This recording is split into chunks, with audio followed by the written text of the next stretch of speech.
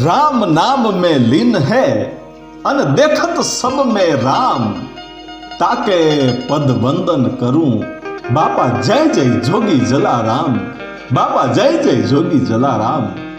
एवो સૌરાષ્ટ્રની ધરતીનો આ મહાન સંત, એની ભક્તિ કેવી હશે, એની ટેક કેવી હશે, એની દાતારી કેવી હશે કે વિચાર કરજો મિત્રો।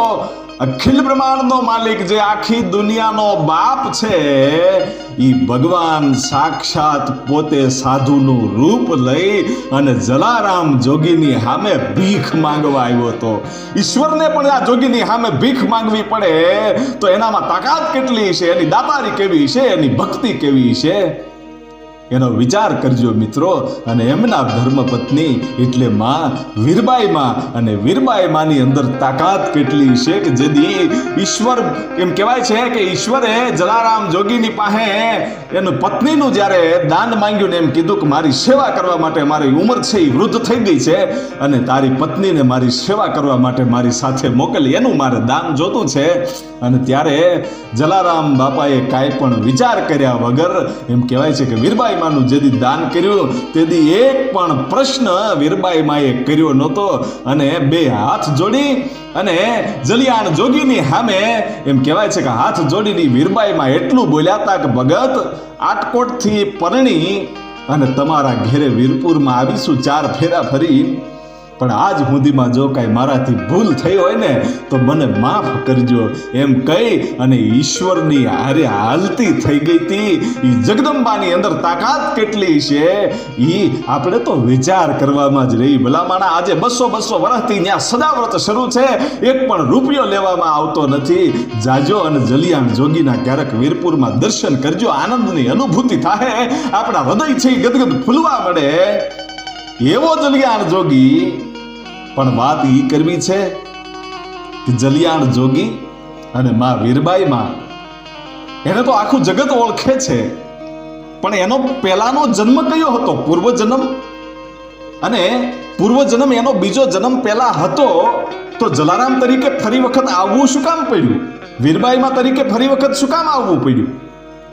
એની આપણે વાત કરવી છે કે જલારામ બાપા પૂર્વ જન્મમાં કોણ હતા અને બીજી વાર જલારામ થઈ અને શા માટે આવવું પડ્યું, એની જો આપણે વાત કરવી હોય તો પ્રશ્ન જ મૂળ એ ઊભો થાય છે કે બીજી વાર આવવું જ શા માટે પડ્યું? નકર કોઈ પણ સંત હોય એ આ દુનિયા જ્યારે છોડે ત્યારે એનું નામ અમર થઈ જાય છે અને એને પછી બીજી વાર જન્મ લેવાની જરૂર નથી પડતી, પણ જલારામ બાપાને જલારામ તરીકે વીરપુરમાં ફરી વખત શા માટે આવવું પડ્યું? એનો પહેલાનો અવતાર પણ એક સંતનો હતો અને એ અવતારની આપણે વાત કરવી છે। માં વીરબાઈમાં અને જલારામ બાપા બંનેનો પહેલા પણ એક અવતાર થયેલો છે અને ત્યાંથી સમાધિ લીધા પછી વીરપુરમાં ડાયરેક્ટ જન્મ લીધો છે। અને એની જો આપણે વાત કરવી હોય તો મોરબી જિલ્લાનું જે વાંકાનેર તાલુકાનું મેસરિયા નામનું જે ગામ છે, ત્યાં જલારામ બાપાના પહેલાનો અવતાર જલારામ બાપા અને વીરબાઈમાં ત્યાં અવતાર હતો અને ત્યાંથી સમાધિ લઈ અને પછી જલારામ બાપા તરીકે આવ્યા। પણ જો એના મૂળ ઇતિહાસની આપણે વાત કરવી હોય તો મેસરિયા ગામે રબારી સમાજમાં સાંભળ શાખમાં ઈ જલારામ બાપાનો પૂર્વ જન્મ થયેલો અને એનું નામ આપા ઝાલા હતું। એ આપા ઝાલા છે એ મેસરિયા ગામમાં ધીમે ધીમે મોટા થાય છે અને ભક્તિમય જીવન, અને એ ભક્તિ કરતા કરતા પોતે ગાયું ચારતા હોય, રબારીનો દીકરો એટલે ગાયું તો એને હડમાં વાલી હોય ભાઈ, અને ગાયું ચારતા ચારતા પોતે માળા ફેરવતો જાય। એ આ તો યુગનો જૂનો ઓલિયો હતો અને માળા ફેરવતો હોય ત્યાં આપણને એમ લાગે કે સાક્ષાત ઠાકર છે, અખિલ બ્રહ્માંડનો માલિક કૃષ્ણ પરમાત્મા છે, એ દ્વારકાધીશ એની માળાના મણકે બેઠો હોય છે ભાઈઓ।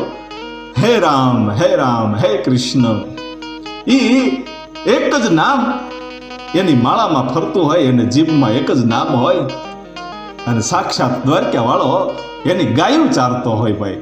ઈ પોતે તો પરમાત્માનું ભજન કરતા હોય, માળા ફેરવતા હોય અને સાક્ષાત ઠાકર છે ઈ આપા ઝાલા રબારીની ગાયું ચારતો હોય ભાઈ। વિચાર કરજો કેવી ભક્તિ હશે। અને ધીમે ધીમે મોટા થાય. પણ એમના જે ભાઈઓ હતા આપા ઝાલાના, એને એમ લાગ્યું કે આ બહુ ભક્તિ કરે છે, કદાચ આ કોઈ સાધુ બની જશે તો આપણે શું કરશું? એટલે હવે યુવાન થયો છે તો આના આપણે લગ્ન હવે કરાવી દેવા જોઈએ. અને ભાઈઓએ મળીને નક્કી કર્યું કે હવે ગમે એમ થાય આના લગ્ન કરાવી દો, નહીતર આ બાવો થઈ જશે. એટલે પછી એમ કહેવાય છે કે બાજુમાં મોરસલ નામનું જે ગામ છે, એ મોરસલમાં રબારી સમાજના ખાંભલા શાખના રબારીની એ દીકરી, એનું નામ રૂપાદે, અને રૂપાદે સાથે આપા ઝાલાના લગ્ન થયા. લગ્ન તો થયા, જાન ઘેરે આવી, પણ આપણે કહીએ ને કે સોનામાં સુગંધ ભળે એવું કંઈક અહીંયા બન્યું. વિચાર કરજો, આ તો યુગ યુગના મહાપુરુષો હશે અને ઈશ્વરે આ જોડી બનાવી હશે ભાઈઓ. આપો ઝાલો ઈ તો ભગત હતો, પણ એની કરતા ડબલ ભક્તિ કરે એવી રૂપાદે ઘરમાં આવી ભાઈઓ. અને પછી તો આખા એ ઘરમાં એમ કહેવાય છે કે ભજન કીર્તન થતા હોય અને એ વાતાવરણ છે એ આખું ભક્તિમય બની ગયું હોય ભાઈ. સવારમાં એમ કહેવાય છે કે આપા ઝાલા છે એ ગાયું દોતા દોતા પોતે કીર્તન ગાતા હોય, અને માં રૂપાદે, આપા ઝાલાના પત્ની માં રૂપાદે છે એ પોતે ઝીલણિયા હામું એ જે કીર્તન ગાતા હોય ને એની સામે ઝીલતા હોય, અને પોતે ગાયુના છાણ વાળતા હોય, વાંસીદા કરતા હોય. અને એ સવારે એવું વાતાવરણ બને કે આજુબાજુનો ઘરનો જે માહોલ હોય છે એ એકદમ ભક્તિમય માહોલ બની જાય ભાઈઓ. અને એના ભાઈઓ જે છે, આપા ઝાલાના ભાઈઓ, એ વિચાર કરે કે આ ઝાલાને જે જોતું હતું એ જ જડી ગયું. અને બંને જણા છે એ ભક્તિમય જીવન જીવતા જીવતા એક વખત માં રૂપાદે છે એ આપા ઝાલાને એમ કહે છે કે આપણે ભક્તિ તો કરીએ છીએ, પણ આપણે ગુરુ તો છે નહીં. હવે કોઈ સમર્થ ગુરુને ગોતવા પડે, ગુરુ વગર જ્ઞાન ન મળે. કારણ કે જો તમારે ઈશ્વરની પ્રાપ્તિ કરવી હોય તો ગુરુની જરૂર પડે. ગુરુ બિન જ્ઞાન ન ઉપજે, અને ગુરુ બિન મીટે ન ભેદ, ગુરુ બિન સંશય ના ટળે, ભલે વાંચો ચારો વેદ. તમે ચારે વેદો વાંચ્યા હોય, ગમે એટલું તમારામાં જ્ઞાન હોય, છતાં ઈશ્વરની પ્રાપ્તિ કરવી હોય તો થાય નહીં. એ તો ગુરુ ગોવિંદ દોનો ખડે, કિસી કો લાગુ પાય, બલિહારી ગુરુ દેવ કી વો તો ગોવિંદ ગીયો બતાય. જ્યાં સુધી ગુરુ મંત્ર તમને ન મળે, તમને ગુરુ ન મળે, ત્યાં સુધી તમને પૂરેપૂરું જ્ઞાન થતું નથી. અને અધૂરા જ્ઞાનમાં કોઈ દિવસ ઈશ્વર મળતો નથી, ગુરુ થકી જ ઈશ્વર મળે છે. એટલે માં રૂપાદે છે એ આપા ઝાલાને એમ કહે છે કે સમર્થ ગુરુનું ચરણ સેવવું પડશે હવે. અને આપા ઝાલા છે એ બાજુનું ગામ, જે મેસરિયાની બાજુનું ગામ મોલડી છે, ત્યાં કાઠી સંત આપા રતા થઈ ગયા. એ આપા રતાના શિષ્ય બનવા માટે આપા ઝાલા વિચાર કરે છે કે આ સમર્થ સંત છે. એટલે આપા રતાને એમ કહેવાય છે કે પોતે જઈ અને એક વખત મોલડી ગામે જઈને કહે છે કે મારે તમારું શિષ્ય બનવું છે બાપા, અમારે બે જણાને તમારું શિષ્ય થવું છે. અને આપા રતા કહે છે કે કાંઈ વાંધો નહીં, પણ ગુરુના શબ્દોને પાળજો તો શિષ્ય બની શકાય. ગુરુના વેણ ઉપર ભરોસો રાખવો પડે. અને આપા રતાની વાત બહુ સાચી છે કે તમને જ્યાં સુધી ભરોસો ન હોય ને ત્યાં સુધી તમારા ધાર્યા કામ થવાના હોય એ ન થાય. અને જો ભરોસો હોય ને તો તમારું કામ ન થવાનું હોય, જે ઊંધું પડવાનું હોય ને એ ચીતું પડે, હવળું પડે ભાઈ હો. અને આપા રતાની સાથે પણ એવી જ કંઈક ઘટના બનેલી હતી. અને જ્યારે આ વાત આવી છે ત્યારે આપા રતાની પણ થોડીક આપણે વાત જાણવી જોઈએ. એ મોલડી ગામ છે એ આપા રતાએ પોતે બંધાવેલું હતું, આખું ગામ નવું બનાવડાવેલું હતું. અને આપા રતા એ વખતે ગામ ધણી હતા, કાઠી દરબાર, અને પોતે ગામ ધણી હતા. એટલે ગામ આખું બંધાવ્યું, મોલડી નામનું એ ગામ. અને ગામ બંધાવ્યું અને દરેક મકાનો બન્યા. અને મકાનો બન્યા એટલે બરાબર ચોમાસું આવી ગયું. અને આપા રતાએ નક્કી કર્યું કે હવે ગામો ગામના પ્રજાપતિ કુંભારોને બોલાવી અને એકદમ નળિયા બનાવડાવો એટલે વરસાદ આવે એ પહેલા આ મકાનો બધાય છે એ ઢંકાઈ જાય, નહીતર મકાનો પડી જાય છે. મકાનો તો બનીને તૈયાર થઈ ગયા. એ વખતે કોઈ એટલું બધું ખાસ કડિયા કામ હતું નહીં. એ વખતે તો ધૂળના ગારાના ઈ મકાનો બનતા હતા, સાદા મકાનો, અને ઉપર નળિયા નાખવાના. અને નળિયા એ પણ પહેલાના જે દેશી નળિયા જે પ્રજાપતિઓ પહેલા બનાવતા ઈ નળિયા. એટલે ગામના પ્રજાપતિઓને બોલાવીને કીધું કે એકદમ નળિયા બનાવવા માંડો અને આ ગામના દરેક ઘરને એકદમ ઢાંકી દેવાના છે. એટલે ગામના એમ કહેવાય છે કે પ્રજાપતિઓએ આવી અને નળિયા બનાવ્યા.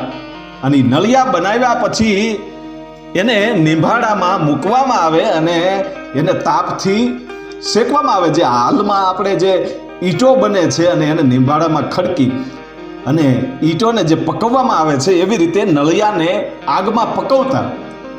એટલે હજી તો એ નળિયા ખડકાઈ ગયા છે અને એને જ્યારે આગ પ્રગટાવવાનો સમય આવ્યો એ વખતે આભમાંથી એમ કહેવાય છે કે ઉત્તર દક્ષિણ દિશાથી ગાયની ખરી જેવી કાળી વાદળિયું છે એ જાણે 8 મહિનો ગાંડો થયો હોય અને એ ધરતીના ખોળે મહેમાન થયો હોય એવી રીતે કડાકા ને ભડાકા થવા મીડ્યા. ચડ્યા આહાડી વાદળા કાળા દોવળા અમારી શોભે દશમ ઓતર આદિ માથે ઉતર્યા દરાર ક્યાં તો ઝીંગોરા મોરલા માથે ઈ વાહરી મંડાણી જડી એક ધારા મેઘ રાજા મંડાણા અપાર વ્રહંડેરા ઇન્દ્રવાળા પડ તાળા પાણી વાળા હાથી હુંડી વાળા કાળા મંડાણા હિલોળ નગાવાળા ધક્યા ગાળા નદી નાળા ફાડી નાખ્યા આળા માથે જળા દળા ઈ ફેલિયા નટોળ. એવો વરસાદ છે, હમણાં ભૂકા કાઢી નાખશે. હમણાં વરસાદ પડ્યો કે પડશે એવી તૈયારી થઈ ગઈ. આભા મંડળ છે એ આખું વીજળીથી ચમકવા માંડ્યું ભાઈ. અને આપા મેપા છે એ થરથર ધ્રુજવા માંડ્યા. શું કામ? કે પોતે ગામ બંધાવ્યું છે, હજી દરેક મકાનો છે એની ઉપર નળિયા ચડ્યા નથી, નળિયા પાક્યા નથી. અને હમણાં જો વરસાદ પડશે તો આ જેટલા નળિયા છે ઈ ગારાના બનાવેલા છે એ બધા જ હમણાં ઓગળી જાય છે. આખી મહેનત છે એ માથે પડશે, કરવું શું? અને એ વખતે એક કુંભાર ભગત પ્રજાપતિ ઊભા થયા ને એનું નામ હતું આપા મેપા. અને મેપા નામના એ કુંભારે ઊભા થઈને એટલું કીધું, ભલા માણા તમે મૂંઝાવશો શું કામ? મારા હાથમાં ઠાકરની માળા છે અને એકવાર સાચા દિલથી ઠાકરને યાદ તો કરો. આ નળિયા કોઈ દી ઠાકર પલવા ન દે, એની ઉપર ભરોસો હોવો જોઈએ. આ ભગતે એવું કીધું. અને ભાઈ એમ કહેવાય છે કે એ મેપા ભગત છે, એ મેપા ભગત કુંભાર ન્યા પરોઠી વાળીને બેહી ગયા ને એક પછી એક માળાનું મણકું મળેલું ફરવા. તુહી ઠાકરના માળાના મણકા એમ કહેવાય છે ફરવા માંડ્યા. અને આપા રતા છે, કાઠી દરબાર છે, એ વિચાર કરે છે કે આને આટલો બધો ભરોસો કે હમણાં આગળ વરસાદ તૂટી પડવાનો છે અને આ તો માળા લઈને બેહી ગયો.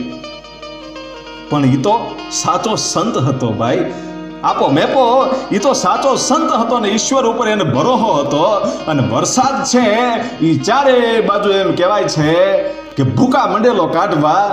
પણ જ્યાં નળિયા ખડકેલા હતા ઈ આખું જે મોલડી ગામ નવું બંધાણેલું હતું એની ફરતો વરસાદ પડ્યો. પણ આ ગામની અંદર વરસાદ નહોતો પડ્યો. અને ઈ દ્રશ્ય જોઈ અને જે આપા રતા છે એણે નક્કી કરી લીધું કે આનાથી મોટો ગુરુ હવે ગોતવા ક્યાં જાવો. હવે આ સંસારમાંથી રસ છોડી દેવો જોઈએ. સંસાર છોડી અને હવે સંન્યાસીનું જીવન જીવાય, બીજું કાંઈ કરાય નહીં. આ ગુરુની ભક્તિ કરાય, એની સેવા કરાય. અને એ વરસાદ પડ્યો નહીં અને મોલડી ગામ એ આખું બંધાઈ ગયું. અને એ પછી પોતાના પરિવારને કહી દીધું કે હવે તો મારે ગુરુની સેવામાં રહેવું છે અને સદાવ્રત શરૂ કરવું છે. અને આપા રતા છે એ આપા મેપાના પગમાં પડી અને એમ કહે છે કે હવે મને શિષ્ય બનાવો, આપની સેવા કરવી છે. અને એ વખતે આપા મેપા છે એ આપા રતાને એમ કહેવાય છે કે શિષ્ય બનાવે છે. અને પછી આપા રતાએ ત્યાં સદાવ્રત શરૂ કર્યું અને એવી ભક્તિ કરી કે એનું નામ છે આખી ધરતીમાં નવખંડમાં એમ કહેવાય છે કે નામ ગાંજવા માંડ્યું.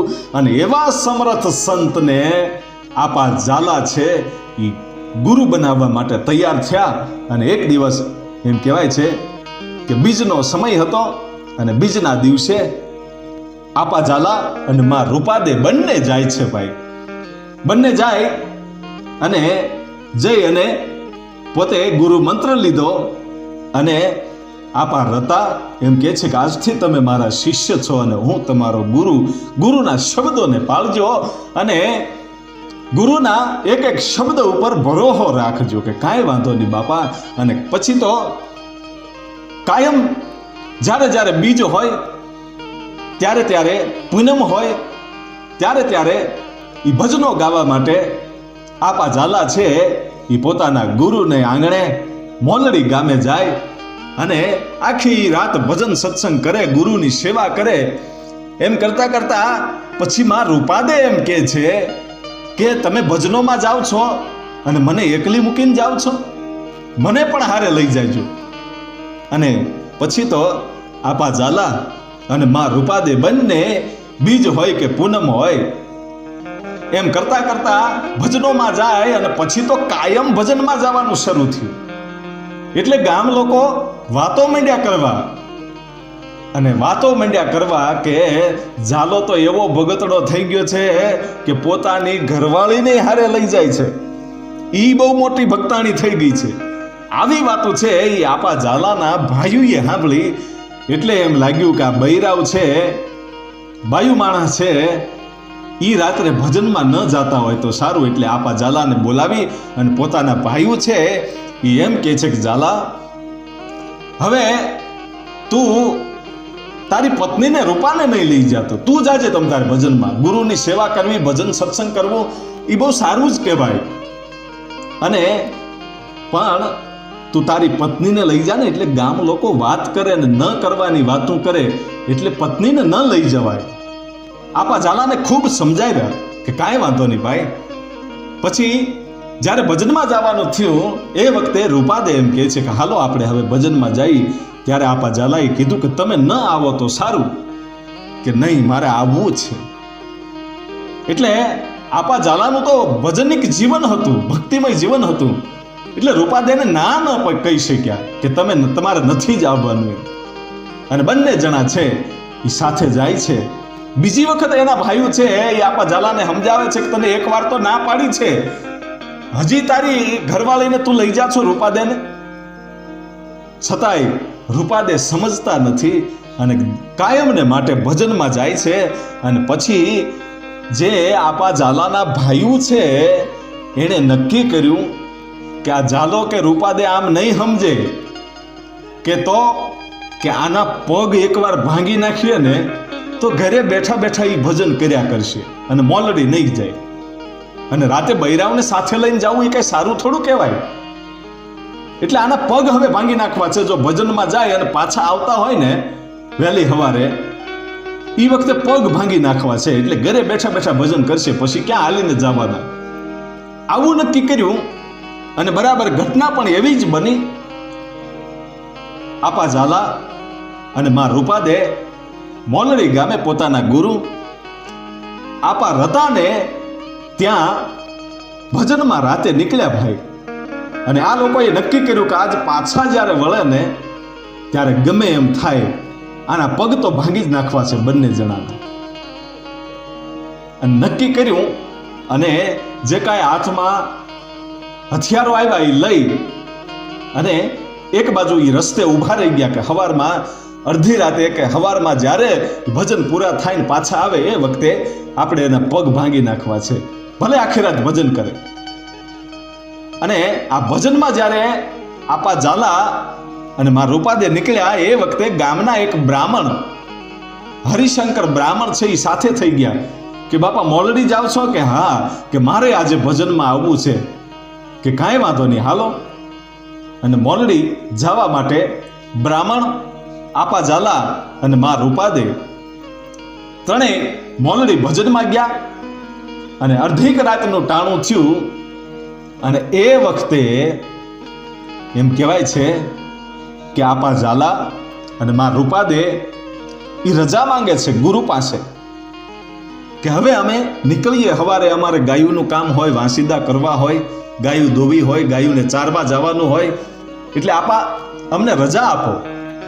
અને એ વખતે આપા રતા છે એમ કે છે કે આજ તો તમારે રોકાઈ જવાનું છે સવાર સુધી, અને સવારે તમારે જવાનું છે, ત્યાં સુધી જવાનું નથી.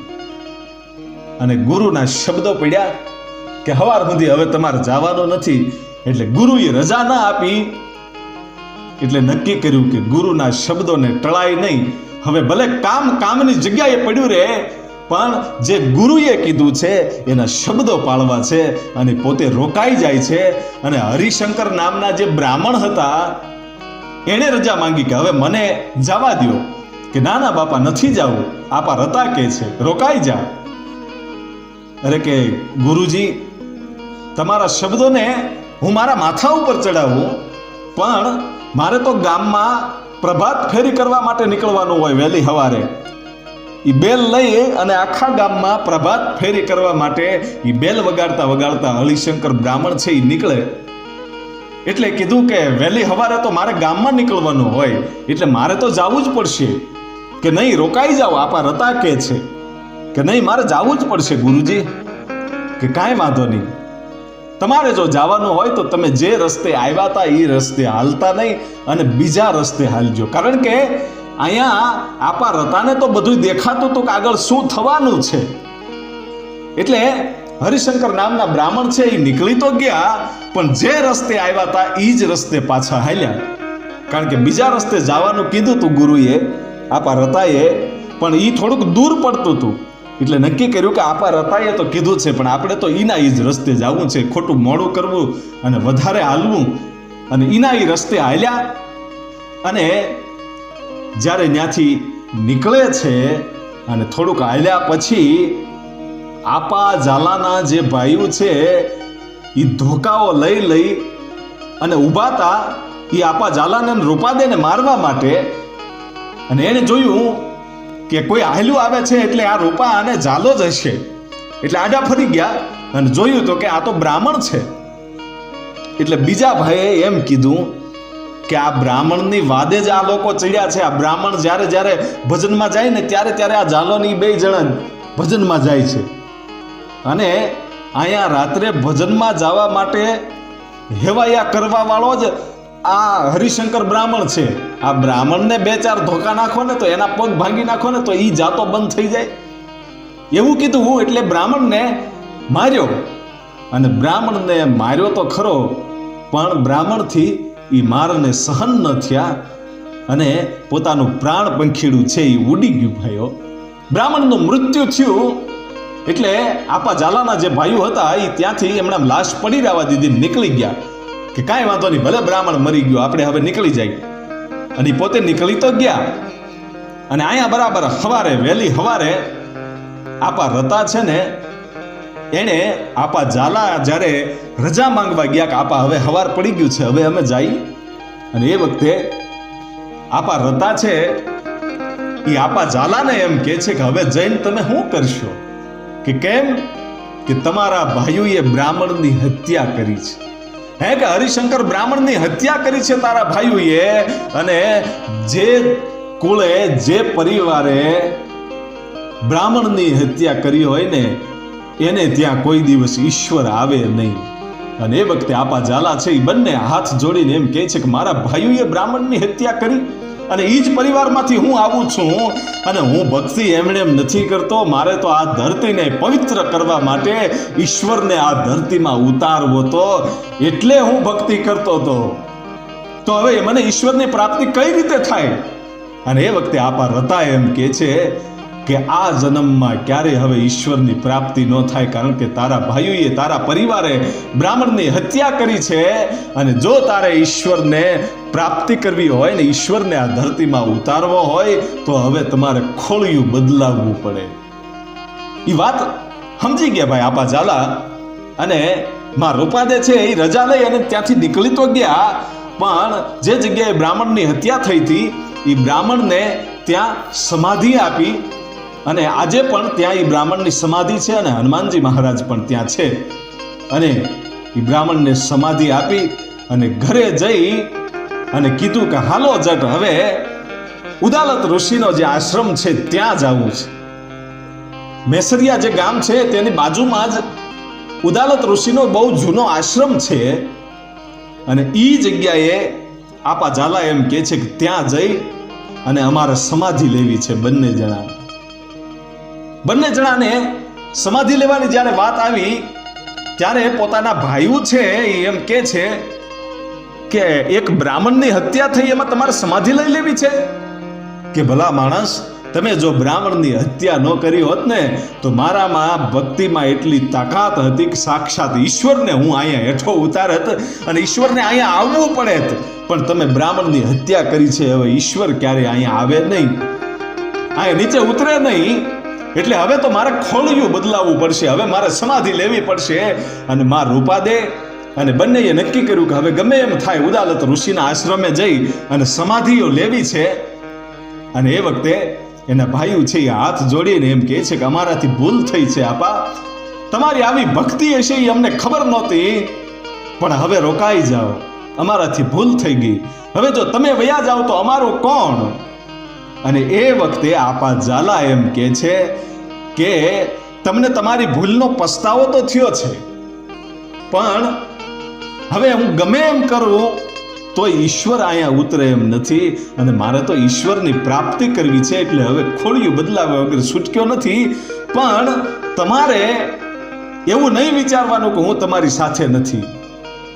અને એ વખતે આપા ઝાલા છે એકદમ ચોખવટ કરી અને પોતાના ભાઈઓને એમ કહે છે કે તમારે મૂંઝાવાની જરૂર નથી, હું અહીંથી સમાધિ લઈશ એટલે તરત જ એમ કહેવાય છે કે વીરપુરમાં જલારામ તરીકે હું અવતરીશ. જોજો અહીંયા ચોખવટ કરી છે કે આપા ઝાલા એમ કહે છે પોતાના ભાઈઓને કે તમે ત્યાં આવી અને મને મારા દર્શન કરી જાજો. તમને એમ હોય ને કે અમારું કોણ, તો તમારો જલારામ. હું અહીંથી જઈ સમાધિ લઉં એટલે તરત જ વીરપુરમાં મારો અવતાર થશે અને નામ મારું જલારામ હશે અને પાછો હું આ પાંચાળની ધરતીમાં આવીશ. પાછો આ પાંચાળની ધરતીમાં મેહરિયા ગામે આવી અને હું મારું પ્રમાણ આપીશ કે ઝાલો ઈ જ જલારામ છે. કારણ કે ખડ પાણીને ખાખરા ત્યાં પાણા નો નહીં પાર, ઈ વગર દીવે વાળું કરે ઈ તો અમારો દેવકો પાંચાળ. ઈ પાંચાળની ધરતીમાં આપા ઝાલા એમ કહે છે કે હું જલારામ તરીકે જ્યારે અવતાર ધારણ કરીશ પછી હું આ ધરતીમાં આવીશ અને મારું પ્રમાણ આપીશ કે આપો ઝાલો હતો ઈ જ જલારામ તરીકે અવતર્યો છે અને મારા ધર્મપત્ની તરીકે એમ કહેવાય છે કે આજે રૂપાદે છે ઈ જ આવશે. અને પછી બંને જણા જાય છે અને જીવિત સમાધિ એમ કહેવાય છે કે ઉદાલત ઋષિના આશ્રમે જઈ અને જીવિત સમાધિ બંને લે છે. અને ત્યારબાદ વીરપુરમાં જલારામ બાપાનો જન્મ થયો. એટલે વીરપુરમાં જલારામ બાપાનો જન્મ થયો અને એક બાજુ આટકોટમાં માં વીરબાઈમાનો જન્મ થયો. એટલે વીરબાઈમાં એ જ આપા ઝાલા જે થઈ ગયા એમના પત્ની જે માં રૂપાદે છે એ રૂપાદેએ આટકોટમાં માં વીરબાઈમાં તરીકે અવતાર લીધો અને આપા ઝાલાએ જલારામ તરીકે અવતાર લીધો. અને અહીંયા આપણી વાત ઈ આવે છે કે જલારામ તરીકે ફરીવાર અવતાર શા માટે લેવો પડ્યો, તો એનું કારણ ઈ હતું કે ઈ અવતારમાં પોતાના ભાઈઓએ બ્રાહ્મણની હત્યા કરી એટલે ઈશ્વર ઉતરે એમ નહોતો, એટલે ખોળિયું બદલાવી અને વીરપુરમાં જલારામ તરીકે આવ્યા. અને ત્યારબાદ માં વીરબાઈ માના સાથે લગ્ન થયા આટકોટમાં અને બંને જણાએ સદાવ્રત શરૂ કર્યું. એવી ભક્તિ કરી કે સાક્ષાત ઈશ્વરને એની પાસે ભીખ માંગવા માટે આવવું પડ્યું અને ગમે એમ કરી અને બીજો અવતાર લઈને પણ ઈ ઈશ્વરની એણે પ્રાપ્તિ કરી.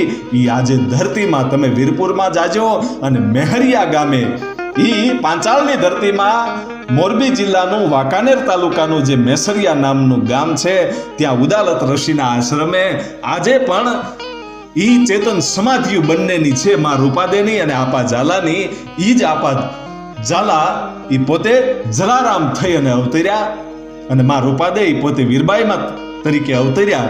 અને જલારામ બાપાએ એકવાર પાંચાલની ધરતીની મુલાકાત પણ લીધી હતી. અને મેહરિયા ગામની પાદરમાંથી જ્યારે જલારામ બાપા નીકળ્યા ત્યારે એમની સાથે જે માણસો હતા એને જલારામ બાપા એમ કહેતા હતા કે અહીંયા મેં બાળપણમાં ખૂબ આનંદ કર્યો છે અને અહીંયા મેં ગાયું ચારી છે. ત્યારે લોકો વિચારમાં પડી ગયા હતા કે જલારામ બાપા ક્યારે આ પાંચાળની ધરતીમાં એ પહેલા બાળપણમાં આવ્યા નથી અને પોતે દુકાનનો કામકાજ કર્યું છે, ગાયું તો ક્યારે ચારી નથી, તો ગાયું ચારવાની વાત કેમ કરે છે? લોકોને સમજાણું નહીં. પણ જ્યારે મેસરિયા ગામમાં આવ્યા અને એક દુકાનદારને આજના જેટલા 60 રૂપિયા થાય એટલી ચૂકવણી કરી ઉધાર, કે હું આ ઉધાર ચૂકવું છું, કે બાપા આ ઉધાર શેનું? અને એ વખતે પોતાનું પ્રમાણ આપી અને જૂની ઓળખાણ બતાવે છે કે જે આપો ઝાલો થઈ ગયો એ આપા ઝાલાના 60 રૂપિયા તમારી દુકાને ઉધાર છે. કે હા, કે બાપા એને તો સમાધિ લઈ લીધી કે ઝાલો ઈ જ જલો છે. એટલે કહેવાનું કે ઝાલા તું જલા થયો અને જલા તું થયો અલા. એટલે જલારામ બાપાએ પોતાની જૂની ઓળખાણ આપી કે હું ઝાલો રબારી ઈ જ પોતે જલારામ છું અને વીરપુરમાં અવતાર ધારણ કરી અને આવ્યો તો એ પોતાનું પ્રમાણ આપ્યું. અને પછી જલારામ બાપા જાય છે અને આજે પણ એ મેહરિયા ગામમાં ભગવાન વડવાળાનું પણ મંદિર છે અને આપા ઝાલા અને માં રૂપાદેની સમાધિ છે. જ્યાં સમાધિ લીધી હતી ત્યાં ઉદાલત ઋષિનો આશ્રમ જૂનો છે અને એ જગ્યામાં આજે રબારી સમાજ દ્વારા સંચાલન કરવામાં આવે છે. કારણ કે આપા રબારી હતા, ઝાલા આપા જે હતા એ રબારી હતા, એટલે ત્યાંના ગાદીપતિની આખી પરંપરા ચાલી અને આજે પૂજ્ય બંસીદાસ બાપુ હાલમાં ગાદીપતિ ત્યાં છે. અને આપા ઝાલાની જગ્યામાં જાજો, કાયમને માટે હરિહર ચાલુ છે. અને વીરપુરમાં પણ જાજો, એ જલિયાણ જોગીના દર્શન કરજો, ત્યાં પણ હરિહર ચાલુ છે. અને પછી તો જલારામ બાપાના ઇતિહાસ વિશે આપણે જાણીએ જ છીએ અને જલારામ બાપાનો સંપૂર્ણ ઇતિહાસ આપણી ચેનલમાં છે અને ડિસ્ક્રિપ્શનમાં લિંક પણ હશે. તો જલારામ બાપાના સંપૂર્ણ ઇતિહાસ અને એના પરચાઓ શું છે અને એની લાકડી એક જગ્યાએ છે એનો ઇતિહાસની અંદર બધું વર્ણન આવે છે. તો આપ એ ઇતિહાસને પણ જોજો અને જાણજો કે આપણા સૌરાષ્ટ્રની ધરતીમાં કેવા સંતો થયા છે.